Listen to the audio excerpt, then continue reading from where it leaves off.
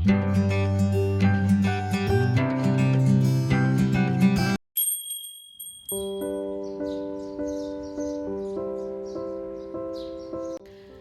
అండి, అందరికీ నమస్కారము. ఈ వీడియోలో నేను మీకు మన ఫామ్ని ఇలా ఎస్టాబ్లిష్ చేయటానికి ఎంత ఖర్చు వచ్చింది అనే డీటెయిల్స్ అన్నీ మీతో ఎక్స్ప్లెయిన్ చేస్తానండి. లైక్ మన కంటైనర్ గురించి, bore, precast wall, lawn, each and every rupee దేనికి ఎంత ఖర్చు వచ్చింది అన్నదైతే నేను మీకు డీటెయిల్డ్గా తక్కువ బడ్జెట్లో ఎలా మనం ఫార్మింగ్ స్టార్ట్ చేయొచ్చు అనేది చెప్తూ మీకు డీటెయిల్డ్గా ఎక్స్ప్లెయిన్ చేస్తాను. అదేవిధంగా మన ఫామ్ లొకేషన్ గురించి, ఫామ్ ల్యాండ్ ఏరియా ఎంత, తర్వాత ఇంకా చాలా కామెంట్స్ పెడుతున్నారండి. కంటైనర్ గురించి కూడా స్టిల్ ఇంకా కామెంట్స్ పెడుతున్నారు. అంటే కొన్ని డౌట్స్ తోటి మీరు అడిగే కామెంట్స్కి కూడా నేను క్లారిటీ ఇస్తూ ఈ వీడియోలోనైతే నేను మీకు ఇన్ఫర్మేషన్ ఇస్తాను. యాక్చువల్గా నేను ఫామ్ టూర్ చేయడానికి వీడియో స్టార్ట్ చేశానండి. అక్కడే వాయిస్ ఓవర్ ఇచ్చాను. కానీ పక్కన వెల్డింగ్ వర్క్ జరగడంతో అక్కడ మీకు డిస్టర్బెన్స్ వచ్చేసి వాయిస్ క్లారిటీ లేదు. సరే, ఇంత కష్టపడి షూట్ చేశాం కదా, సరే ఈ వీడియోని ఎందుకు అలా వదిలేయాలి, దీన్ని ఇలా టర్న్ చేద్దాము అని చెప్పి అందుకే మీకు ఆ వాయిస్ కట్ చేసి, ఒరిజినల్ వాయిస్ కట్ చేసి ఇక్కడ నేను మీకు వాయిస్ ఓవర్ ఇస్తూ ఈ డీటెయిల్స్ అన్నీ కూడా మీతో షేర్ చేసుకుంటున్నాను. టోటల్గా ఇప్పటి వరకు అయితే మాకు ఈ ఫామ్కి స్టార్ట్ చేసినప్పటి నుంచి కూడా అండి, కొబ్బరికాయ కొట్టి జేసీబీ వచ్చినప్పటి నుంచి కూడా ఈచ్ అండ్ ఎవ్రీ రూపీ మేము లెక్క రాసుకున్నామన్నమాట. ఆ లెక్కల ప్రకారం 14,73,000 రూపాయలు వచ్చిందనమాట. ప్రతి రూపీ అండి. జేసీబీ ఫస్ట్ కొబ్బరికాయ కొట్టి జేసీబీ ఎంటర్ అయిన దగ్గర నుంచి కూడా చాలా లో బడ్జెట్లో ప్లాన్ చేశాము. ఆ డీటెయిల్స్ అన్నీ కూడా ఇక్కడ మీతో షేర్ చేస్తాను. ల్యాండ్ ఏరియాకి వచ్చేస్తే మనది ఇట్స్ నియర్ అబౌట్ 1 acre అండి. అది తర్వాత ప్రీకాస్ట్ వాల్ గురించి కూడా చాలామంది అడుగుతున్నారు. మళ్ళీ నేను వీడియోలో క్లారిటీగా చెప్పాను, లాంగ్ వీడియోలో, బట్ చూడని వాళ్ళు దాని గురించి కూడా అడుగుతున్నారు. ప్రీకాస్ట్ వాల్కి వచ్చేసి with gate and precast wall రెండు కలిపి మనకి 3,20,000 వరకు అయిందండి. అయితే ఇప్పుడు నేను మీకు చెప్పే ప్రైస్ డీటెయిల్స్ అన్నీ కూడా మేము పొలం స్టార్ట్ చేసిన మొదటి రోజు జేసీబీ వచ్చి మన ఫామ్లో మనం కొబ్బరికాయ కొట్టి ఎప్పుడైతే పొలం పనులు స్టార్ట్ చేసామో అక్కడి నుంచి నేను మీకు ప్రతి లెక్క కూడా మేము రాసుకొని పెట్టుకున్నాం అనమాట. ప్రతి ఈచ్ అండ్ ఏమంటారు ఈచ్ 1 రూపీ కూడా మేము నోట్ డౌన్ చేసుకొని పెట్టుకున్నాం అనమాట. అంటే మాకు తెలుస్తుంది కదా అని చెప్పి, అందుకని అంత పర్టికులర్గా నేను మీకు ఇప్పుడు నేను వాయిస్ ఓవర్ ఇస్తున్నప్పుడు కూడా నేను బుక్ చూస్తూ మీకు వాయిస్ ఓవర్ చెప్తున్నాను. సో 3,20,000 రూపాయలు వచ్చిందనమాట మనకి ప్రీకాస్ట్ వాల్కి, గేట్కి కలిపి. గేట్ ఇంకా తక్కువ బడ్జెట్లో చేసుకోవచ్చు, కానీ మనం కొంచెం హెవీ వెయిట్లో 430 ఏమంటారు క్వింటాల్ వెయిట్ కాబట్టి మనకు అంత ఖర్చు వచ్చింది గేట్. తర్వాత బోర్ గురించి కూడా చాలామంది ఎప్పటి నుంచో కామెంట్స్ పెడుతున్నారండి. మన బోర్ అయితే మనము 300 feet వరకు వేయించామన్నమాట. మనకి బోరు తర్వాత బోర్ వేయించడానికి, బోర్ పెట్టించడానికి కలిపి మనకి 1,20,000 రూపాయల ఖర్చు వచ్చింది. చాలామంది ఏ బోర్ తీసుకున్నారు అంటే ఏం బ్రాండ్ తీసుకున్నారు, ఎంత పడింది, బోర్ వేయించడానికి ఎంత అయింది అని కూడా అడుగుతున్నారు.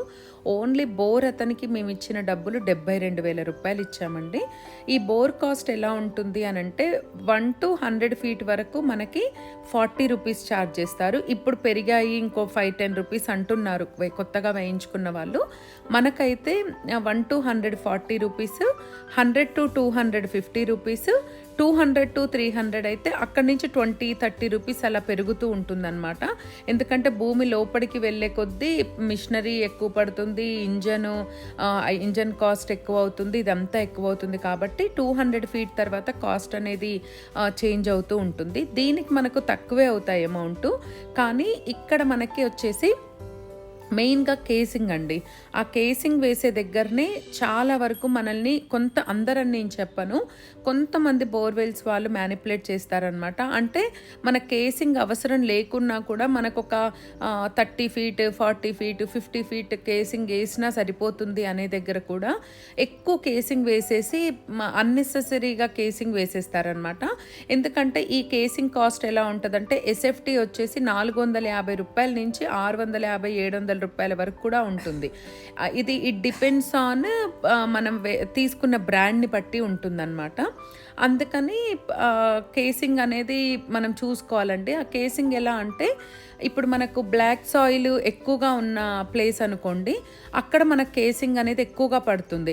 అదే రెడ్ సాయిల్ ఉందనుకోండి, కేసింగ్ ఎక్కువ వేయాల్సిన అవసరం ఉండదు. ఎందుకంటే అసలు కేసింగ్ ఎందుకు వేస్తారంటే మనము బోర్ వేసిన తర్వాత సైడ్స్ మట్టి అనేది లూజ్ అయిపోయి బోర్ అనేది పూడిపోకుండా మనకు ఆ కేసింగ్ మట్టి నాపడానికి సెక్యూర్ పర్పస్లో వేస్తారనమాట. అయితే బ్లాక్ సాయిల్ కొద్దిగా మెత్తగా లూజ్గా ఉంటుంది కాబట్టి ఎక్కువగా కేసింగ్ పడుతుంది. కానీ గట్టి నేల, ఎర్ర నేలకైతే ఎక్కువ కేసింగ్ అవసరమైతే ఉండదండి. మేము ఇది పొలాలలో సెకండ్ టైం అనమాట బోర్ వేయించడము. వేరే ల్యాండ్లో కూడా వేయించినప్పుడు కూడా ఈ ఎక్స్పీరియన్స్ ఫేస్ చేసామన్నమాట. అక్కడ కూడా మాకు రాంగ్ గైడ్ చేసి అవసరానికి మించి కేసింగ్ వేశారు. ఈసారి మాత్రం మేము దగ్గరుండి ఎంత కేసింగ్ అవసరం ఏంటి అనేది చూసుకొని తెలిసిన వాళ్ళతోటి బోర్ వేయించుకున్నాం అనమాట. మాకు అందుకని 72,000 వరకు బోర్ అతనికి ఇచ్చామండి. ఇంకా పైన టిప్ అది ఇది కలిపి ఒక 74 అలా అయింది. తర్వాత ఇందులో కూడా మనకి వాటర్ 1 ఇంచ్ వచ్చాయా, 1.5 ఇంచ్ వచ్చాయా, 2 ఇంచ్ పడ్డాయా అనే దాన్ని బట్టి మనకు ఏంటి ఈ బోర్కి ఫిట్ చేసే మోటార్ తెచ్చుకోవాలన్నమాట. అందులో కూడా మనం సింగిల్ ఫేస్ పెడుతున్నామా 3 ఫేస్ పెడుతున్నామా కూడా ఉంటుంది. మేమైతే సింగిల్ ఫేస్ పవర్ తీసుకున్నామండి. మనది 1 ఎకర్ ల్యాండే కాబట్టి. దానికి వచ్చేసి మాకు ఆల్మోస్ట్ ఆల్ సిఆర్ఐ పంప్స్ వాళ్ళది తీసుకున్నాము. Bore cost, fitting, auto charges, installation అంతా కలిపి 46,000 రూపాయలు వచ్చిందనమాట మనకి కాస్ట్. ఈ సిఆర్ఐ ఏ పంప్స్ అయినా కూడా మనకు ఉండే కోడ్ ఉంటుందండి దాని మీద. ఆ కోడ్ని మనం ఆన్లైన్లో కూడా వాళ్ళ వెబ్సైట్లలో కూడా, అంటే వాళ్ళ ఓన్ బ్రాండ్ వెబ్సైట్లో కూడా మనం చెక్ చేసుకొని తీసుకోవాలి. ఎందుకంటే కొన్ని షాప్స్ వాళ్ళు ఒక 1,000, 2,000 అటు ఇటుగా వేస్తారు. అందుకే మనం వెళ్ళి ఎంక్వైరీ చేసి వచ్చిన తర్వాత దాని మీద ఉండే కోడ్ ఏదైతే ఉంటుందో దాన్ని ఆన్లైన్లో సెర్చ్ చేసి దాన్ని బట్టి మనం ప్రైస్ అనేది మాట్లాడుకోవాలి. సో అలాగైతే ఆ పైప్స్, స్టార్టరు అంతా కలిపి మాకు అక్కడైతే ఆల్మోస్ట్ ఆల్ ఇంకా 46,000, 47,000 రూపాయల ఖర్చు వచ్చిందనమాట. ఇంకా బోర్ ఫిట్ చేసిన వాళ్ళకి మనం వాటర్ రాగానే సంతోషంగా ఎంతో కొంత పెడతాం కదా, అక్కడ సంతోషానికి ఇంకా అట్లా ఒక 1,000 రూపీస్ అలా ఖర్చు వచ్చింది. ఎలక్ట్రికల్ వైరు, మనం బోర్కి మన పవర్ పాయింట్కి ఉండే లెంత్ని బట్టి మనకు వైరు అవన్నీ పడతాయి. అంటే కొన్ని చిన్న చిన్నవే ఉంటాయి కానండి, ఇప్పుడు ప్రతిదీ మార్కెట్లో రేట్ పెరిగిపోయిందనమాట. అంటే ఒక 10 మీటర్ల మనము వైర్ తీసుకొచ్చుకోవాలి. బ్లాక్ వైర్ ఉంటుంది కదా మన ఏమంటారు కరెంట్ కనెక్ట్ చేసేది, అలాంటివి ఏవైనా చాలా రేట్ అయిపోయాయండి. ఒక మీటర్ వైజ్గా తెచ్చుకున్నా కూడా అలా మనకు అంటే డిస్టెన్స్ని బట్టి మనకున్న పవర్ పాయింట్ ఎక్కడుంది, మన బోర్ ఎక్కడుంది అనే దాన్ని బట్టి మనకు ఆ వైరింగ్ అదంతా కూడా పడుతుంది. సో అదనమాట విషయం. బోర్కి సంబంధించి అయితే మనకి 1.2 వరకు వచ్చింది కంప్లీట్గా కాస్ట్. తర్వాత గుడిసె మేకింగ్ వీడియో నేను చేశాను. అందులో కూడా చాలామంది మీకు గుడిసెకి ఎంత కాస్ట్ వచ్చిందని అడిగారు. గుడిసెకు వచ్చేసండి నేను ఎలా వేయించానంటే మన ఈ వెదురు బొంగులు అమ్మే వాళ్ళ దగ్గర ఉండే గట్టి కర్రను తీసుకున్నాము. దాని తర్వాత పైన వేయడానికి బొంగు కర్రలు తీసుకున్నాం అనమాట, వెదురు బొంగులవి. దాని మీద షీట్స్, చేపలు లాంటివి తీసుకున్నాము. దానిపైన వాటర్ ప్రూఫ్కి నేను 5,400 ఓన్లీ ఆ బ్లాక్ షీట్కే అయిందండి నాకు కాస్ట్. చాలా ఎక్కువ తీసుకొని 3 సైడ్స్ కూడా మనం ప్యాక్ చేయించామన్నమాట, ఓన్లీ పైననే వేయకుండా. రేపు పొద్దున రైనీ సీజన్ వచ్చినా కూడా గట్టిగా ఉండాలి అని చెప్పి ఆ గుడిసెని మనము కంప్లీట్గా నేను ఏమంటారు ఆ వాటర్ ప్రూఫ్ షీట్ వేయించాను. అందుకని దానికి కొంచెం ఎక్కువ కాస్ట్ పడింది. తర్వాత లోపల మనము ఈ వెదురు బొంగులతోటి మనము షెల్ఫ్స్ చేపించానండి. అంటే కొద్దిగా డిఫరెంట్గా ఉంటుంది, మళ్ళీ ఏమన్నా షెల్ఫ్స్ లేకపోతే ఎలా అని చెప్పి వెదురు బొంగుల్ని కట్ చేపించి వాటితోటి మొలలు కొట్టిపించి 2 షెల్ఫ్స్ పెట్టుకున్నాం కదా ఎల్ షేప్లో. అవి కలిపి నాకు అవి మళ్ళీ మట్టిపోయి అవి వాటి వరకు సపరేట్ అండి. అక్కడ వరకు లేబర్ కాస్ట్, తర్వాత మెటీరియల్ కాస్ట్ అక్కడి వరకు 25,000 పే చేసామన్నమాట ఎగ్జాక్ట్గా వాళ్ళకి. తర్వాత మట్టి పొయ్యిలు కట్టించాం కదండి, ఆ మట్టి పొయ్యిలు కట్టించినందుకు అక్కడ బ్రిక్, తర్వాత ఆ రోజు వాళ్ళకి ఇచ్చిన కూలీ అదంతా కలిపి 2,000 రూపీస్ పడిందనమాట. తర్వాత మళ్ళీ ఒక 2 లేబర్స్ని పెట్టుకొని ఒక డే అంతా కూడా కొంచెం హైట్ లేపుకున్నాం అనమాట. అంటే లోపల మట్టి ఫిల్ చేపించాము అండ్ బయట సైడ్ కూడా గుడిసె చుట్టూ కూడా మట్టి ఫిల్ చేపించామన్నమాట. ఎందుకంటే గట్టిపడి మట్టి వేయించి దాన్ని మంచిగా పేడతోటి ఒక 10 టైమ్స్ వరకు అలికిచ్చాము. దానివల్ల ఏంటంటే బయట నుంచి ఏదన్నా రేపొద్దున రైనీ సీజన్ వచ్చినప్పుడు వాటర్ అనేది లోపలికి రాకుండా అలా లాక్ చేపించామన్నమాట. లోపటి నుంచి బయట నుంచి సైడ్స్ లాక్ చేపించాము అండ్ లోపల కూడా ఒక ఇద్దరు లేబర్ని పెట్టి చాలా హైట్ పోపించి వాటర్ పెట్టి అదనిగినాక మళ్ళీ మళ్ళీ మట్టి పోపించి అలా ఒక 5-6 సార్లు మట్టి పోయించి వాటర్ పెట్టి మట్టి పోయించి వాటర్ పెట్టి అది బాగా అణిగిపోయి గట్టి పడే వరకు చేసామన్నమాట ఆ ప్లేస్ని. అలా ఇద్దరు లేబర్ని పెట్టి చేయించామండి. ఓవరాల్గా ఆ గుడిసెకి 30,000 రూపీస్ ఇన్వెస్ట్ చేసామన్నమాట. అందులో ఇంకా ఒక పవర్ బోర్డు అండ్ ఒక చిన్న ఫ్యాను, లైట్స్ అలా పెట్టుకున్నాము. చాలామంది ఈ కాస్ట్ పెట్టుకుంటే రేకుల షెడ్ వస్తుంది కదా, అట్లా వేయించుకోకపోయారా అని కూడా చాలామంది ఐడియాస్ ఇచ్చారు. అంటే కమెంట్స్లో కావచ్చు, బయట మా చుట్టుపక్కల వాళ్ళు కావచ్చు. వస్తుందండి, కానీ నాకు వింటేజ్ స్టైల్ కిచెన్ అనేది ఇంట్రెస్ట్ ఉంది కాబట్టి దాన్ని అలా ప్లాన్ చేసుకున్నాను. ఇంకా వర్క్ కూడా పూర్తిగా గుడిసె కూడా కంప్లీట్గా అయిపోలేదండి. ఇంకా దాంట్లో నాకు కొద్దిగా ఇంకా చేయించాల్సిన పనులు ఉన్నాయి. ఆ పొయ్యిల దగ్గర పొగ బయటికి వెళ్ళడానికి ఒక గొట్టం ఫిట్ చేయించుకోవాలి. తర్వాత ఒక చిన్న విండో ప్లాన్ చేసుకోవాలి. ఇవన్నీ చేయించుకోవాలనుకునే టైంకే మన వాచ్మెన్ రావడంతో ఆ వాచ్మెన్ అంకుల్కి అక్కడ మనం షెల్టర్ ఇవ్వడంతో ఇంకా నేను వర్క్ అనేది అక్కడికి ఆపేశాను అనమాట.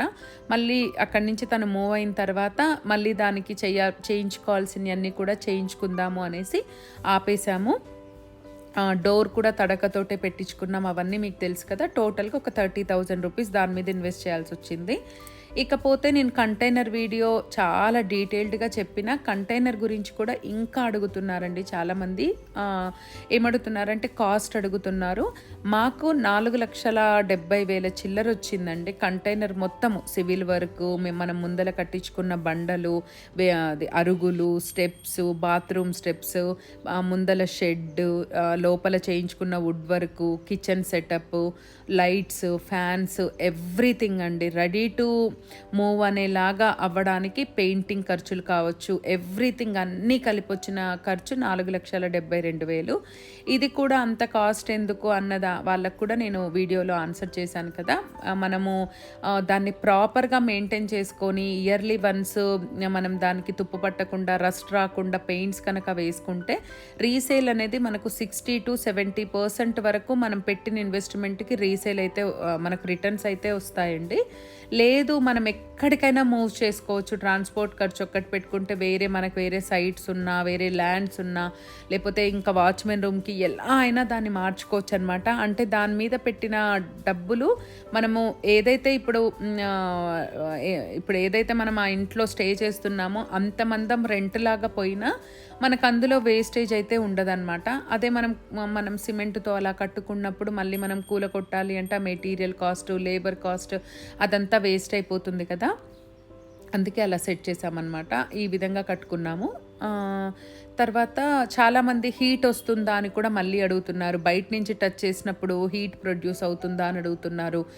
కొంతమంది మేము కూడా యూజ్ చేసాము, తర్వాత రీసేల్ చేసాము, మాకు 1 lakh 1.5 lakh లాస్ వచ్చింది అని కూడా చెప్తున్నారు.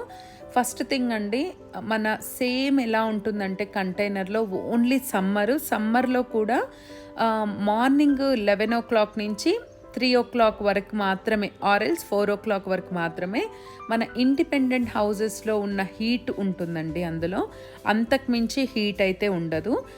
తర్వాత బయట నుంచి పట్టుకుంటే వేడి ఉంటుందా అంటే మేబీ అది ఐరన్ కాబట్టి ఉంటుండొచ్చు. నేనైతే ఎప్పుడు అట్లా పట్టుకోవడం అట్లా ట్రై చేయడం అయితే చేయలేదు. కానీ మేము ముందల అరుగుల మీద కూర్చున్నప్పుడు వెనకాల ఆనుకుంటాం కదా మనం ఆ కంటైనర్కి, అక్కడైతే మాకేం హీట్ అనిపించదండి. ఎందుకంటే ముందు షెడ్ ఉంది కాబట్టి ఎండ డైరెక్ట్గా పడదు కాబట్టి ఇంకా 4 sides మనకేం యూజ్ ఉండదు. మనం అక్కడికి వెళ్ళము, అక్కడ పట్టుకునే అవసరం రాదు కాబట్టి దాని గురించి మనం మైండ్ చేయాల్సిన పని లేదు.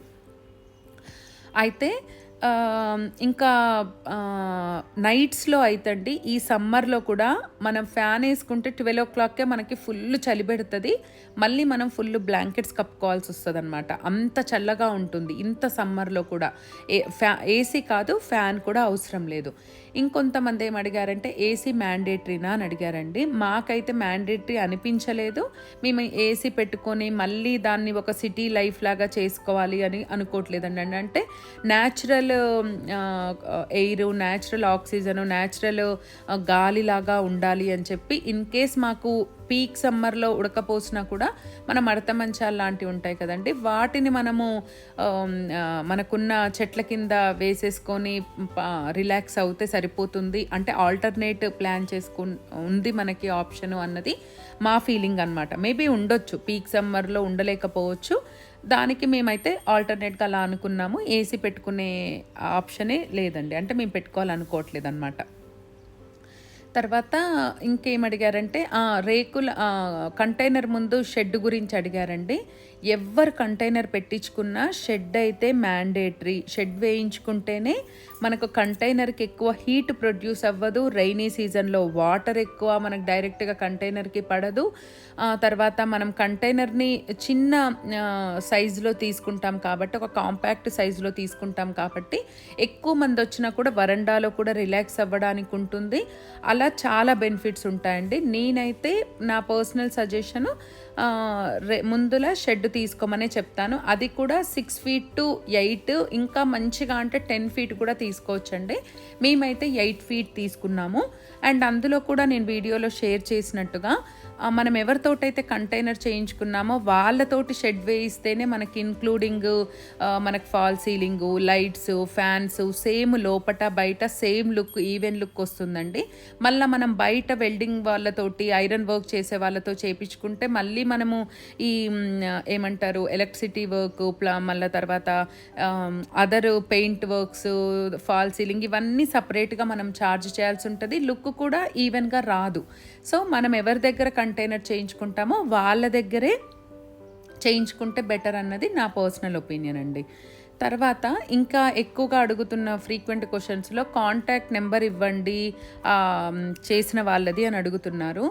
ఇది మీరు ఇక్కడ గమనించాల్సింది ఏంటంటే నేను మీరు చూసుకోవాలి కంటైనర్ చేయించుకునేటప్పుడు అనేది లాంగ్ వీడియో పెట్టాను, అది చూసుకోండి ఒకసారి. ఎందుకు ఇలా చెప్తున్నాను అనంటే మా ఫ్రెండ్కి ఒకళ్ళకి నేను సజెస్ట్ చేస్తే వాళ్ళది అంటే నేను ఇప్పుడు ఇచ్చిన యూనిట్కి వెరీ నియర్ యూనిట్లోనే వాళ్ళు చేయించుకుంటున్నారు.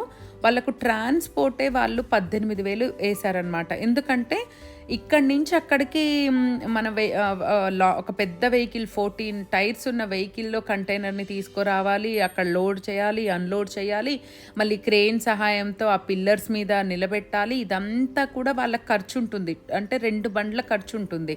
అందుకని ఇప్పుడు ఫ్యాబ్రికేషన్ వర్క్ చేసే వాళ్ళు ప్రతి చోట ఉన్నారండి. మీకు ఎక్కడ నియర్ ఉంటుంది అన్నది గూగుల్లో, నేను కూడా అంతే, నాకేం వాళ్ళు తెలీదు.